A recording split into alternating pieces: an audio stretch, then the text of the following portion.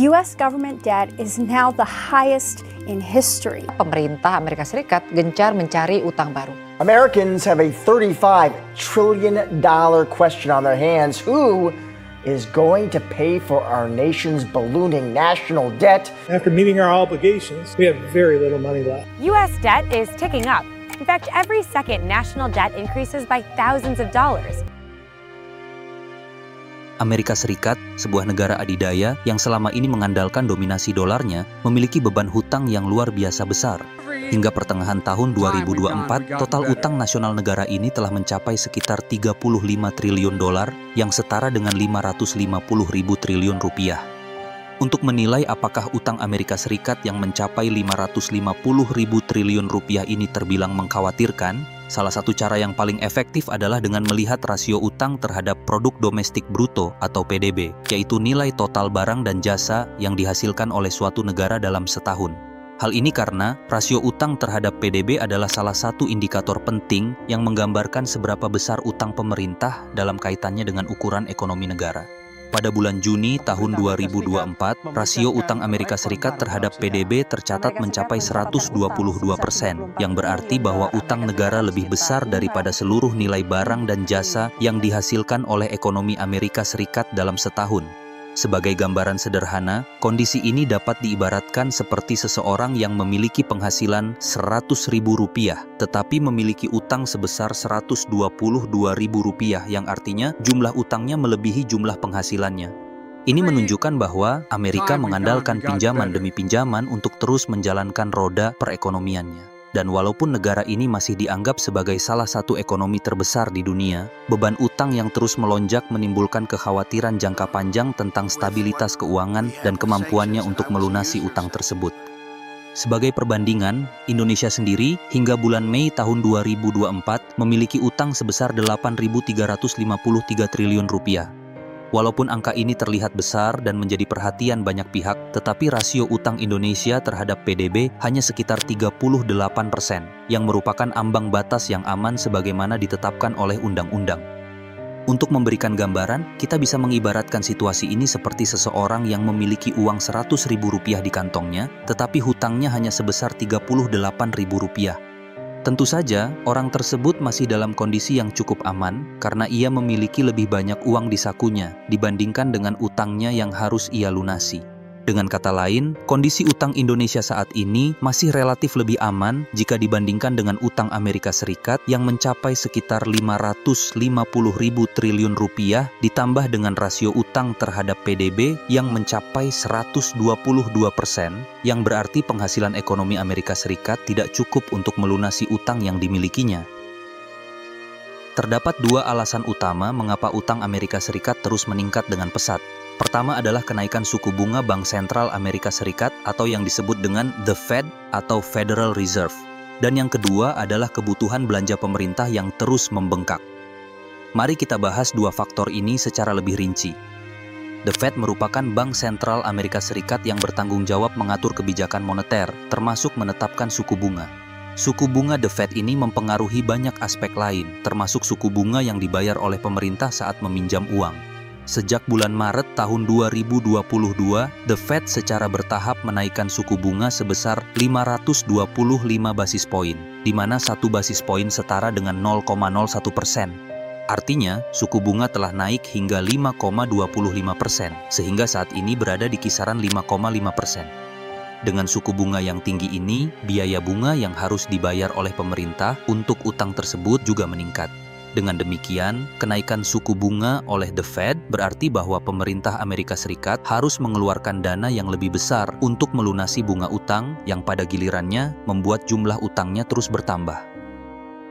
Selain kenaikan suku bunga, pemerintah Amerika Serikat juga membutuhkan banyak uang untuk belanja.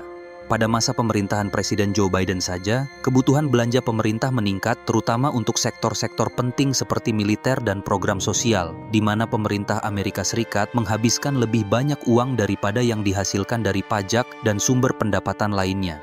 Dan untuk menutupi kekurangan ini, pemerintah harus meminjam lebih banyak uang yang membuat utang semakin besar. Secara sederhana, ketika pemerintah meminjam lebih banyak uang untuk menutupi belanja yang besar, mereka harus membayar bunga atas utang tersebut. Ketika suku bunga naik, bunga yang harus dibayar juga menjadi lebih besar. Sehingga, dengan demikian, gabungan dari dua faktor ini, yaitu kenaikan suku bunga dan peningkatan belanja, membuat utang pemerintah Amerika Serikat terus menumpuk. Mari kita analogikan secara lebih sederhana lagi. Bayangkan kita memiliki kartu kredit dan meminjam uang untuk membayar belanjaan. Jika bunga kartu kredit rendah, kita tidak perlu membayar banyak bunga setiap bulan. Namun, jika bunga kartu kredit naik, kita harus membayar lebih banyak bunga. Dan jika kita terus-menerus membeli barang dan meminjam uang lagi, jumlah utang kita akan semakin besar. Dan hal inilah yang terjadi pada pemerintah Amerika Serikat. Utang Amerika Serikat yang terus membengkak sebenarnya memiliki keterkaitan secara tidak langsung dengan dinamika yang didorong oleh negara-negara BRICS yang pada tahun ini baru saja menyelenggarakan konferensi tingkat tinggi di Kazan, Rusia. Salah satu agenda terpenting dari konferensi tersebut adalah upaya dedolarisasi, yakni menggantikan dolar dengan mata uang lain dalam investasi dan perdagangan internasional. Meski hubungan antara utang Amerika Serikat dan perkembangan BRICS cukup kompleks, kaitan tidak langsung ini dapat dilihat lebih jelas dengan menganalisis dominasi dolar di pasar global dan dampak potensial dari gerakan dedolarisasi. Mari kita analisis. Saat ini, dolar Amerika adalah mata uang yang paling banyak digunakan di dunia untuk perdagangan internasional dan sebagai cadangan devisa oleh negara-negara lain. Ini berarti bahwa banyak negara menyimpan uang mereka dalam bentuk dolar dan menggunakan dolar untuk membeli barang dan jasa antar negara. Karena itu, Amerika dapat meminjam uang dengan mudah di pasar internasional.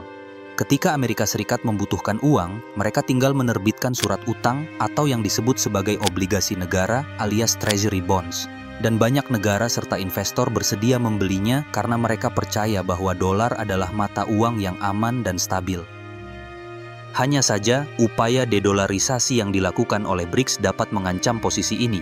Jika dedolarisasi berhasil dan semakin banyak negara yang mengalihkan cadangan devisanya ke mata uang alternatif seperti yuan Cina, rubel Rusia, atau bahkan mata uang rupiah Indonesia, permintaan untuk dolar bisa menurun drastis sehingga berpotensi menambah beban bagi Amerika Serikat, terutama dalam menarik investor dan mempertahankan nilai dolar sebagai aset yang aman. Pada gilirannya, jika permintaan dolar menurun, Amerika Serikat harus menawarkan suku bunga yang lebih tinggi pada obligasinya untuk menarik investor yang akan semakin meningkatkan biaya utang negara di masa depan. Hal ini mirip dengan situasi di mana seseorang yang memiliki reputasi yang buruk dalam membayar utang harus menawarkan bunga lebih tinggi untuk meyakinkan pemberi pinjaman agar mau meminjamkan uangnya. Dan jika Amerika menghadapi kondisi serupa dan harus membayar bunga lebih tinggi pada utangnya, biaya yang dibutuhkan untuk membayar bunga akan meningkat secara signifikan, sehingga beban utangnya menjadi semakin berat. Akibatnya, Amerika harus mengalokasikan lebih banyak anggaran setiap tahun hanya untuk menutupi pembayaran bunga, yang pada gilirannya dapat mengurangi dana yang tersedia untuk berbagai kebutuhan yang sangat penting.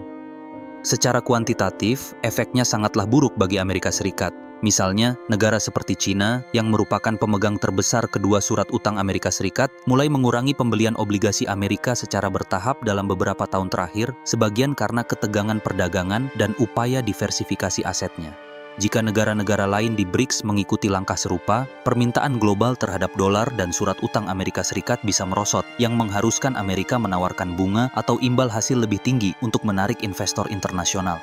Berdasarkan data Congressional Budget Office atau CBO, setiap kenaikan suku bunga sebesar 1% diperkirakan akan meningkatkan biaya pembayaran bunga utang pemerintah hingga sekitar 300 miliar dolar per tahun.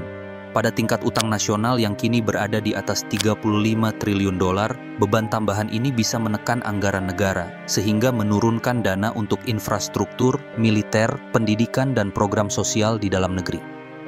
Secara kualitatif, hal ini juga dapat mengubah persepsi dunia terhadap dolar. Jika dunia melihat bahwa dolar tidak lagi stabil atau dominan, investor dan negara akan lebih memilih untuk mengurangi eksposur mereka terhadap dolar. Kondisi ini bisa mendorong lebih banyak negara untuk ikut dalam inisiatif dedolarisasi yang dilakukan BRICS untuk menciptakan lingkaran umpan balik negatif bagi dominasi dolar.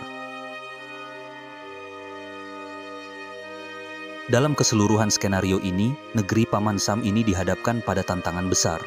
Dengan utang yang terus menumpuk dan ketergantungan pada dolar yang perlahan terancam, kestabilan fiskal Amerika Serikat sangat mungkin terpengaruh jika BRICS berhasil memobilisasi gerakan dedolarisasi. Jika tidak segera ditangani dengan kebijakan fiskal dan moneter yang tepat, situasi ini bisa menyebabkan perubahan besar dalam sistem keuangan dunia, dan Amerika Serikat perlu segera beradaptasi jika tidak ingin hancur sehancur-hancurnya.